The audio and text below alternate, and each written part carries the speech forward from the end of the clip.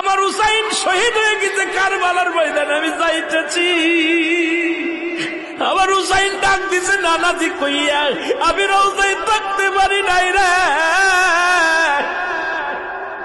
আমি হুসাইনের দেখার জন্য নবীজি রওজা থেকে উঠা গেছি।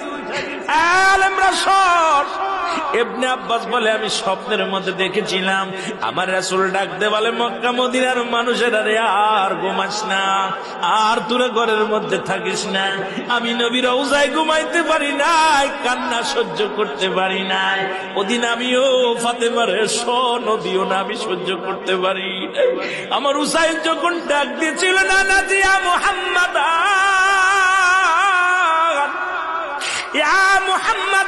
যেদিন ডাক দিয়েছিল রে, সেদিন আমি নবী রওজা থেকে পাগলের মতো উঠে কারবালা পর্যন্ত চলে গিয়েছিলাম।